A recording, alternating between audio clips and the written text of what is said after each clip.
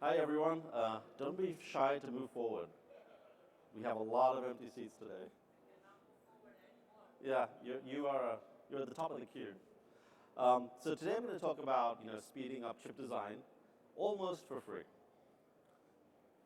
I'd like to open with just things which everybody already knows, that design demands are continually increasing, and they're driving the need for more simulation, more computation. And consequently, they're driving huge increases in storage, compute, and software licenses. I have a graph here on the right, which was actually published by Intel on how their own compute infrastructure is growing. And you can see, I think the last one I got was in 2016, but they're showing roughly 40% annual growth on the storage, compute, and networking side, to the point at which, in 2016, they had over 1 million cores in their compute grid and 120 petabytes in the EDA space. Now, this clearly is an outlier. They're one of the top chip companies out there. But we see similar trends in pretty much every other chip customer that we talk to today. So as you have more schedules, as you have more complex designs, you're not getting a equal amount of increased schedule or resources in which to do that work. And so you need to figure out how to do more with less. And so you have to find areas where you can speed up your flows. So what do people do? They look at investigating new tools and methods, improving their scripts, utilizing their resources more efficiently, and even using cloud. There's a lot of talk, as you can see today, on using cloud resources. However, all of this is a lot of work, right? These things like changing EDA tools, changing scripts, modifying your flows to work in cloud, this takes a lot of work. So is there an easier path? Can we get more performance out of what we have, right? So some questions you can ask yourselves are we losing performance and don't even know it? Can we do some things better with little effort? Where can we actually look for low-hanging fruit and for opportunities of improvement that we can implement relatively quickly? One of the first things I like to tell people to do is do job profiling. So one of the commands which I use a lot is the time command. And time command will tell you the amount of time spent in CPU versus other things. And so, for example, this is an example of building the OpenSSL software package. You can see here that the real was 2 minutes and 12 seconds and user was 1 minute and 37 seconds. That meant that we lost 36% of the overall job time in other things, and in this case, it was I/O impact. And so the way I see this is that 36% is an area that we can focus on to try to improve. What's the impact of slowness? It's money going down the drain, basically, right? You're underutilizing your big investment in EDA licenses, where you could be running more EDA licenses in the same schedule if those jobs run faster. Slower queue emptying. So you usually have a huge LSF, SunGrid, Univa queue, something like that, and it's not emptying as fast as it could, and that's wasting your compute cycles. Productivity loss, product quality impact, because imagine if you could do more sims in the same schedule, you could verify your design even better and have a higher degree of confidence that what you're developing is going to work. And just costs overall on market timing. So let's talk about the grid. So pretty much every chip company out there has some kind of internal grid. There are some folks who are doing everything in the cloud as well, but even there, that's an opportunity to use the same kind of tools and methods to try to find areas of improvement. Let's talk about compute. So compute is the most obvious area where you can improve, right, to get more higher throughput on your EDA jobs and simulations of that nature. So this is something that actually everyone is already doing, right? This is something where you talk to any big customer, they're doing a constant upgrade and refresh of their compute resources. There's other stuff which may be a little more esoteric, some stuff like queue configuration, right? Are your LSF queues or Univa queues configured correctly? Are you matching them up to the right host types, to the right slot counts, et cetera, et cetera? And then you even have things like server config, hyper-threading, and then there's also NUMA. NUMA is a really interesting one, which is basically non-uniform memory architecture. And there was actually a talk given by Synopsys a few years ago where they tested NUMA versus non-NUMA on VCS, and they saw up to a 40% runtime impact due to NUMA. Right, so that's another area which you can look at trying to improve. What about network or storage? Most places, customers tell us the network is not an issue. I would say that's generally true, but we have found a few areas where that has been a problem. But storage is often a choke point, right? And the reason is the following, right? So this is what a general grid looks like. Lots of compute nodes. Users submit jobs to that grid via some kind of scheduler, and they write to relatively few storage devices. You can see that, say you're sending a band of verification jobs to the farm, you can easily have 1,000, 5,000 jobs all reading and writing to the same data set, which means they're often all going to the same storage device, and that can become a bottleneck. You basically have a funnel effect. And why is that, right? It's basically because storage saturates at some point, right? So generally what you can see here is that doesn't work, is that you get fairly good performance up to a point. You know, the horizontal axis here is a representation of number of parallel requests. And on the y-axis, we have, say, I/O performance, be it gigabytes per second or IOPS or something like that. You generally get saturation. Now, storage devices are really good. I mean, you generally don't realize that you've gotten into such a point because the jobs continue to run. They just seem to run slower.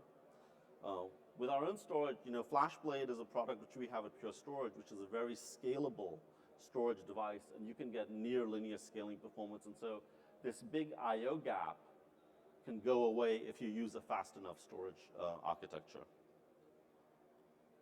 right? So in general, if you look at the entire grid, if you can improve just the bottom part, the storage part, which is really easy to do, it's essentially just a mount point change, you can actually impact the performance of the entire grid. So it's a really simple thing to do, and everything can get better. And we have a lot of data which I can show you, which is proving this point out. So what about detective work? How can you find where the bottlenecks are? So one of the commands I like to use a lot and like to recommend people to do is use the DD command. Who's familiar with DD? A lot of people, great. Now, the first thing I like to say is, whoops, let me get back on, is that when you run DD, for IF, don't use dev0, right? Dev0, it can give you very misleading results because dev0 can be compressed on the network and also as soon as you hit your storage device. So you can see results which are very, very random. In place, I'd say use dev-urandom, but don't do that in line. Do create your file first because dev-urandom uses a lot of CPU cycles. So you need to have that data set created ahead of time to actually run your DD network and storage tests. And so once you have that, then you run your test. You need to do ping type tests to determine distance of storage from your compute, right? You'll often see if you do a ping minus S, suddenly you'll see that latencies go up, right? What was, say, a 0.1 millisecond latency becomes a 2 or 3 millisecond latency. That's something you need to really dig into because that could be network QoS, which has been set on your switch. The other thing I just learned recently, which is already a really good idea, is some companies put out canary jobs, right, into their build farm, into their LSF farm. And so what it does is every, say, 5,000 jobs, a canary job gets sent in like a Linux build. And so by looking at how that Linux build time is changing, it can be a canary in the coal mine to tell you something's going on in your compute grid itself. Another great test which I like to run and ask customers to run is parallel Linux kernel builds. This will tell you a lot. This tells you a lot about storage performance, network performance, and even compute performance. So I'd like to show you the example of something that I ran in my own cluster back at the office. I have a 500 core cluster, hyper-threading off, and I run up to 100 parallel Linux kernel builds, all J6. So that's 6 cores given to each build. So I have a total of 500 cores, and you can see the runtimes going from 1 to 100. From 1 to 75, there's almost no runtime impact in this case. At 100, I see a runtime increase because I'm basically out of cores, right? Because 100 needs 600 cores, I only have 500. But look at the storage, right? It's showing almost 1 million metadata IOPS on this particular build case.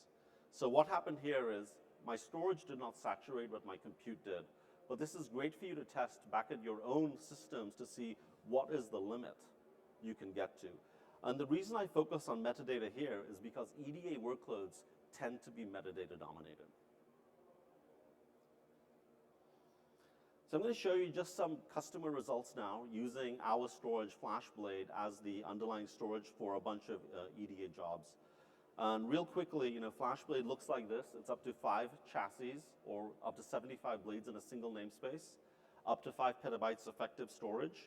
And in the 75 blade config, we can get up to 75 gigabytes per second and 7.5 million NFS IOPS. Right?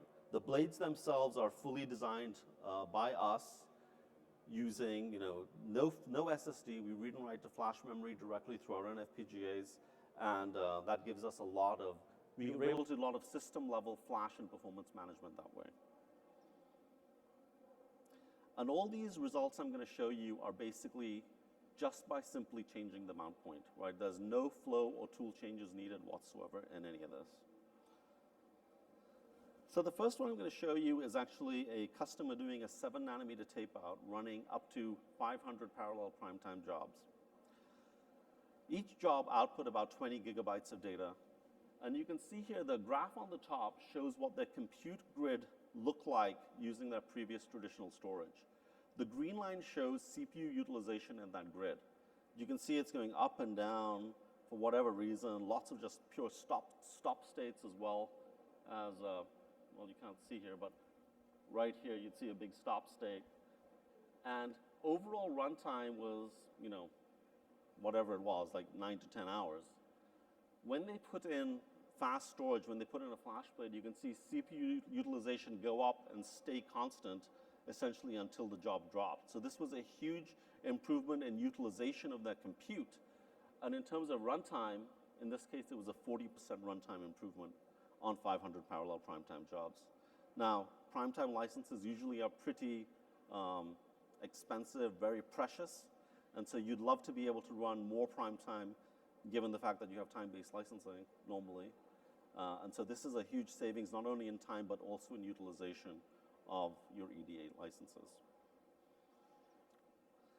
One of our customers is a big chip company, top 10, and they told us that they do over 1 billion jobs a year in their LSF cluster, across all of their EDA grid.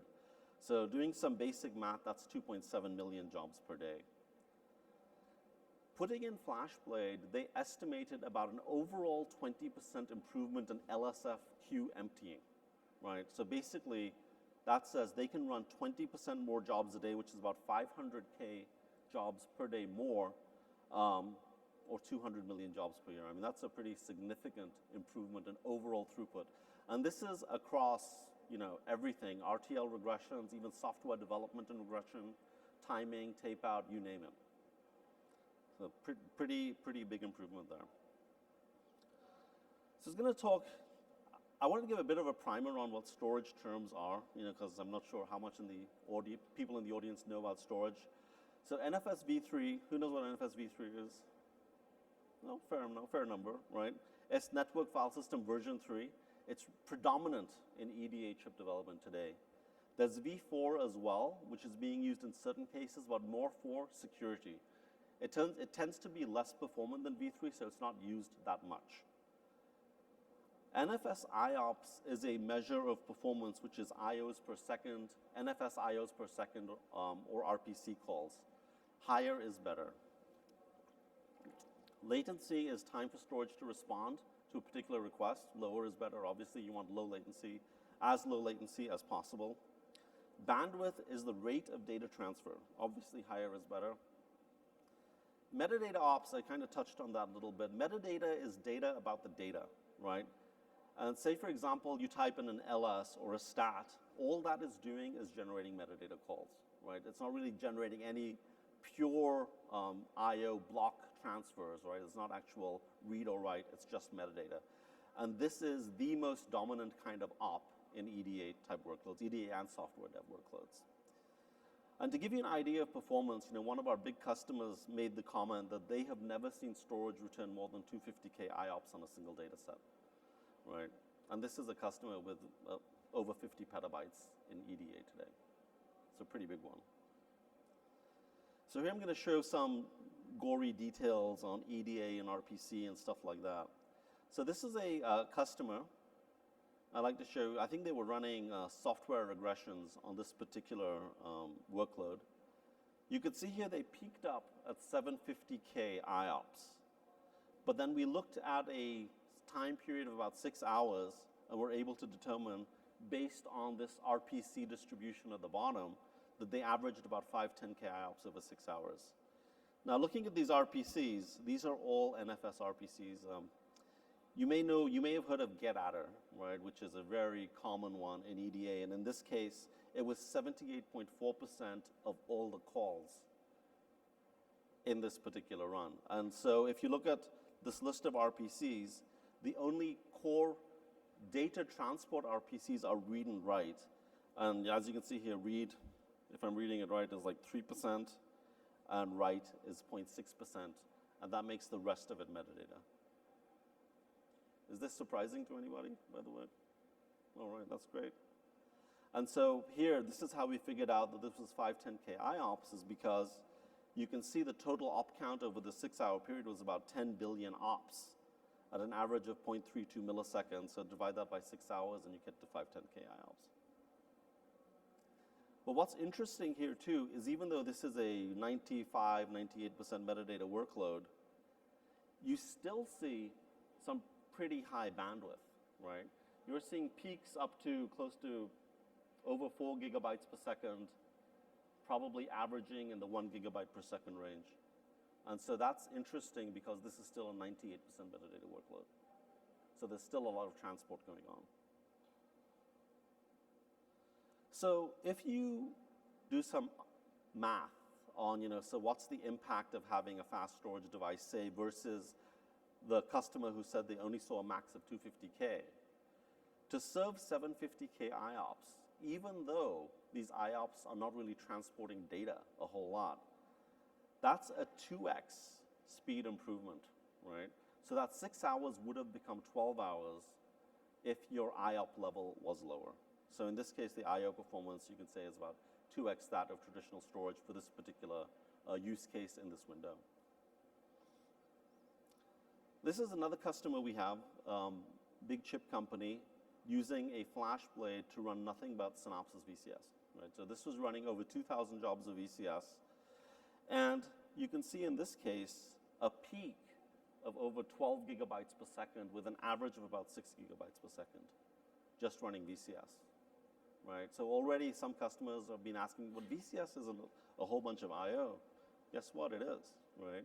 And this is where the profiling can also come into play, that let's see exactly what your jobs are doing, and then we can do some better analysis on it. But in addition to the 12 gigabytes per second, you can also see a fairly high IOP rate, not as high as what we saw before, but this is also in the 100K to, peaking up beyond 400K IOPS as well. So it's doing both bandwidth and IOPS at the same time. So this is another interesting case where network can be a problem, right? So if you don't have enough network attached to your storage device, you will never see like 6 gigabytes per second average throughput, right? You will see something less. And this customer actually had told us that they had never seen any storage device require them more than 4 gigabytes per second, and so that's what they put on our device until we ultimately convinced them that we were bottlenecking at 4 gig. Then they put in more storage and immediately saw the averages go up. So again, 4 gigabytes per second versus 6 gigabytes per second, that's a 50% runtime improvement. And you can see it's constant. Look at this is from May 2nd to May 30th. That's what this thing is showing you. So pretty constant average bandwidth, about 6. This is another customer of ours in the machine learning space, where they're doing very extensive machine learning through a lot of GPUs. Think more than 500 GPUs. Now this customer, this is running one of our largest systems. This is one of our biggest systems. I think it's a 75 blade system, which is the biggest we have actually. You could see them peaking up at 48 gigabytes per second, right? But running an average of about 30 gigabytes per second over 4 days, right? In addition though, again, we're talking about the mixed workloads, you can still see a high number of IOPS, right? So even at 30 gigabytes per second, roughly they were doing over 1 million NFS IOPS. And the IOP rate is also probably averaging around the 500K range or so. And so we're able to deliver that kind of IOPS and bandwidth at the same time. And if you just do a bit of math, you know, at average of 30 gigabytes per second, that's 2.5 petabytes served in a 24-hour period. So it's a ton of data coming out of one device. And again, this goes back to if you don't have enough network attached to your device either, in this case, the impact could be way more than 50%, right? If you have a standard 4 gig or a single 10 gig connection or something like that, you would be hurt very badly. This is an example of something we did internally. As I mentioned, you know, we have FPGAs in our device, so we have a full hardware team implementing logic as well. And we just have our own devices in-house, so I did a comparison of a 7-blade system versus a 15-blade system. The 7-blade system is the smallest system we have. And this is Questa doing a lot of FSDB dumps, right? And so you can see in the first case, we maxed out our system at about 6 gigabytes per second on the right side, and the runtime for 200 sims was about 2.9 hours. But at 15 blades, again, only in a single chassis config, we were able to get over 9 gigabytes per second and a runtime of 2.3 hours. So just, you know, a fast versus an even faster system gives you a 26% runtime improvement. Say what? Oh, it should be capital V. Yeah, gigabytes, not gigabits. Thank you. A lot of people using the public cloud today, right? So we actually have a number of our customers also using FlashBlade in the public cloud. And the way they're doing it today is by putting FlashBlade in a co-location facility, right? Pretty much every cloud provider, I believe all of them today, they do offer the concept of putting your own gear in a colo and then having a relatively high-speed link into the main cloud to use the cloud compute there. And so this is something which customers are doing today, and there's a number of benefits of doing this. You know, you own your own storage, so you don't necessarily pay for all that data fees, the storage fees in the public cloud. And plus, you can easily replicate to it from on-prem using a similar device if you have it, right? So device replication, and then use that data in the public cloud with the bursting out instances. So I just wanted to throw that out there. Another thing you can get, which we have developed, which works extremely well on our device because we're a highly distributed file system or distributed architecture, is what we call the Pure tools. And the Pure tools are parallel versions of regular Unix tools, right? And the way this works is basically by sending lots of RPCs in parallel to the storage device to get throughput back, to get throughput results back. And you can see for the commands on the left, we have Pure tool command version of the same thing, like ls has pls, find has pfind, and things of that nature. So we did some tests on the Android code base. You know, I put out Android because it's a standard thing, you can test it yourselves. And it's 770 files, 770K files, and I put out the Unix tool versus the Pure tool performance on that. And you can see on a 50% busy client, we're seeing like 35 to 37x speed improvements on a number of things, right? Find, ls, chmod, rm. We're finding things like chmod, churn are becoming really important in today's environment when there's so many acquisitions going on. Like literally, a company acquires another company, now they've got to chmod like 10 petabytes of data. Yeah, the other thing actually I failed to mention is we also have, so while rm minus rf will operate at the file level, we also have on the FlashBlade something called the fast remove bucket, in which you can move entire trees into fast remove and they're gone instantly, and space reclamation is very fast.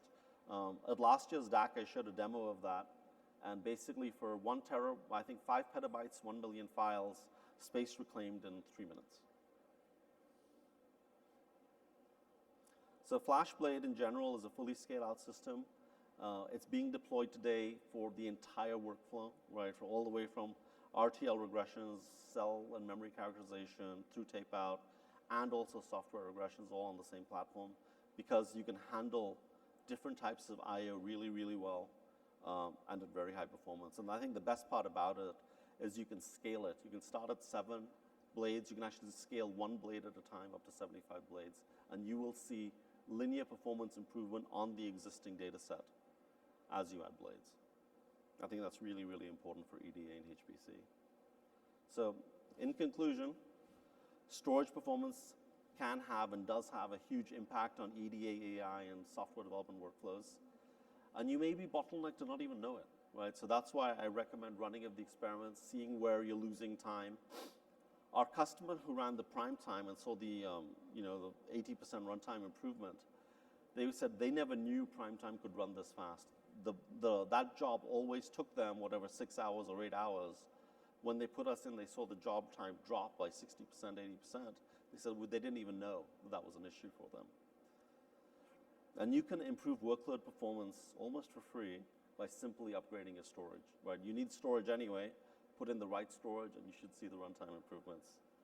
And the last thing is, I think, what makes most CAD people happy and EDA people happy is these customers have reported significant improvements with absolutely zero changes to the flow or tooling. Thank you.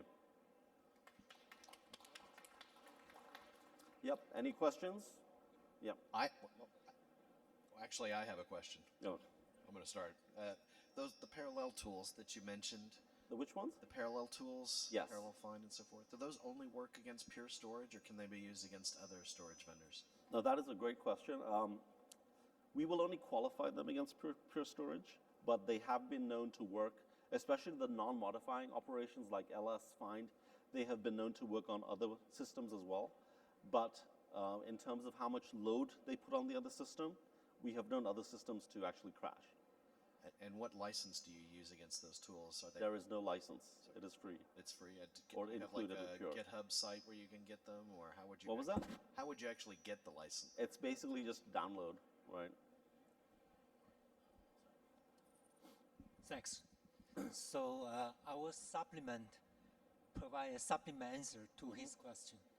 If you check NASA's website, they have been doing this kind of a parallelized common Unix tools for some time. So you may want to try that. That's a freeware tool. Okay? It's a taxpayer paid for it. So you are entitled to have it.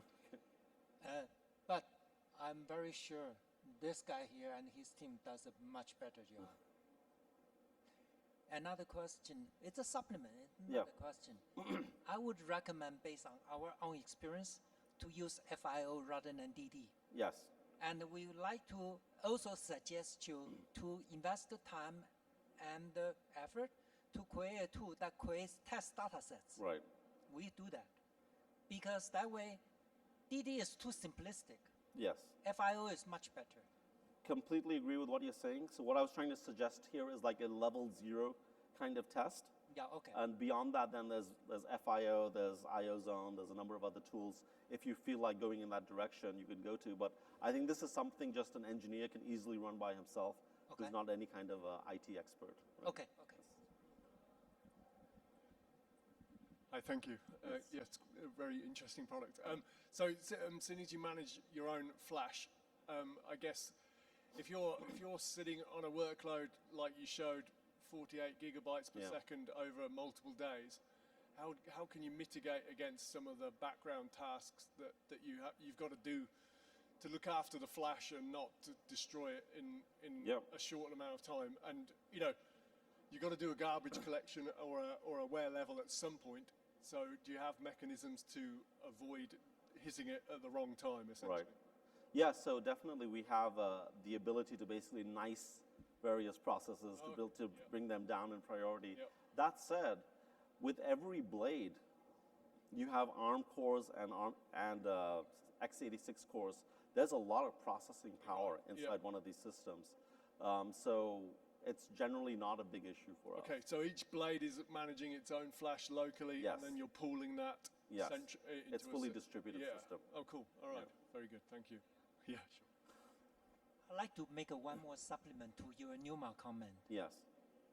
Actually, it might pay to use affinity mechanism and NUMA control mechanism just to tie your task to a single CPU. Yes.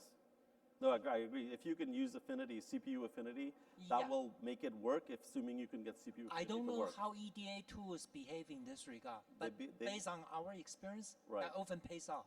Yes.